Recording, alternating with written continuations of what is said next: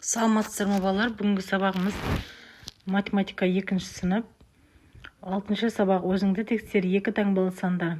Сен 2 таңбалы сандарды құруды, жазуды, оқуды, оны тура санауды, кері ретпен атауды, сандардың натурал сандар қатарындағы орнын анықтауды, разрядтық қосылғыштардың қосындысы түрінде жазуды, графикалық модельдерін құруды барлығын үйрендіңдер, балалар. Енді біз тағы да қайталау болады сабақтарымыз. Тиісті сондарды жаз дейді. Мысалы 7 ондық 2 бірлік дегеніміз бұл 72 бірлік деген, осылай теңдеп жауап жазамыз біріншісіне. Екіншісі 98 деген 9 ондық 8 бірлік дегеніміз жауабы 98 бірлік болады екен. Ал келесінде 9 ондық 0 бірлікте 90 болады.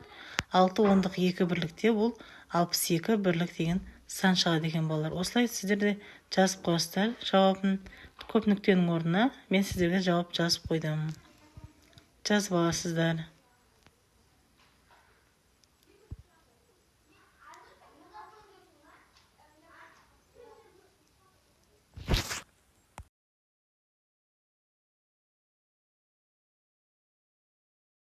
Келесі есебіміз бұл екіншісі сандарды жаз дейді. Мысалы сандар бізге сөзбен берілген, біз оны сан түрінде жазуымыз керек. Мысалы 47, 56, 62, 71, 98, 34 және 29 деп берілген. Осылай жазып қойсыздар болар. Келесі үшінші есеп сандардың жазылуындағы әр цифр нені білдіреді дейді. Үлгі бойынша әр санда неше ондық, неше бірлік бар екенін жаз дейді. Үлгі бойынша мысалы 21 деп қойған, 21-де 2 ондық 1 бірлік бар. Ал 75 деген санда 7 ондық 5 бірлік бар, немесе 75 бірлік деп. 48 санда 4 ондық 8 бірлік бар. Ал 23 санда 2 ондық 3 бірлік бар. 95 санда 9 ондық 5 бірлік бар, немесе 95 бірлік. Ал 61 деген санда 6 ондық 1 бірлік бар, немесе 61 бірлік бар деген сөз екен, балалар. Осылай көшіріп алыңыздар, балалар. Есепті сандарды ондық пен бірліктерге бөліп көрсетіп қойдым, жазып қойдым. Келесі есебіміз төртінші есеп. А тапсырмасы 69, 20, 47 және 95, 38, 51 сандардың көршілерін жаз дейді. Бұл жерде көршілер деген 69-дың алдыңғы және алдыңғы саны, келер саны және өткен саны жазылады. Мысалы 68 бен 70 болады, 69-дікі. Ал 20-нікі 19 бен 21 болады. 47-нікі алдыңғысы 46, келесісі 48 болады. 95 санының артқысы 94, алдыңғысы 96. 38 санының артқысы 37, алдыңғысы 39 болады. Осылай жазып қойсыздар. Келесі тапсырмада тапсырмасында 88 санының разрядтық қосылғыштарын түрінде жаз дейді. Мысалы 88 дегеніміз 80 қосу 8, 61 дегеніміз 60 қосу 1 деген, 82 деген санымыз 80 қосу 2 деген екен. Разрядтық қосылғыштарын түрінде біз жазып қойдық, балалар. Осылай көшіріп алыңыздар. 61 емес, 60 қосу 0 болады екен. Бірліктері 0 дептір. Қате жазылып кетті. Осылай көшіріп жазып қойсыздар, балалар.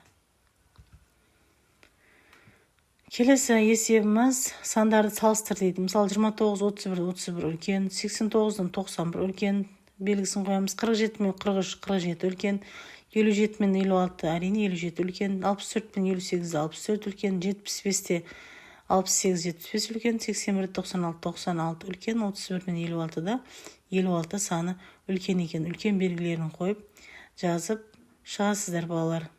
Келесі есебіміз 6-шы есеп 59 санының графикалық моделін құр дейді. А тапсырмасында әр түсті шаршылар болу керек, Мысалы 59 санының графикалық моделі 59 дегенде 5 ондық бар, 5 ондық санаймыз. Ал 9 бірлік бар, 9 сары шаршы болады, санап шықсақ 9 мінекей. Осылай жазып қойымыз. Екіншісінде тапсырмасында дөңгелектер құрыңыздар деген. 5 ондық дөңгелек болады, және қызыл дөңгелек 9 бірлік болады. Санап шықсаңыздар 9 болады. Сонда біз әр түсте дөңгелектермен шаршыны 59 санының моделін құрдық, балалар. Графикалық моделін құрдық. жазып осылай сызып қойсаңыздар да болады, немесе өз қалауларыңыз осылай қаламмен сызып бояп шықсаңыздар да болады. Графикалық модель дегеніміз осы.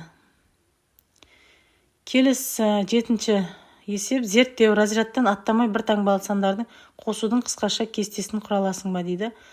Мысалы, кесте берілген бізде, мысалы 2 қосу 2 деп қойыпты. Мысалы, ұштасқан жерлерін сан шығады. Мысалы, кестедегі бос орындарға қосындының мәндерін жазамыз. Мысалы, 2 қосу 2 4, 3 қосу 2, 3 пен 2-ның қиылысына 5, 4 пен 2-ның қиылысына 6, 5-ге 2-ні қоссақ 7 болады.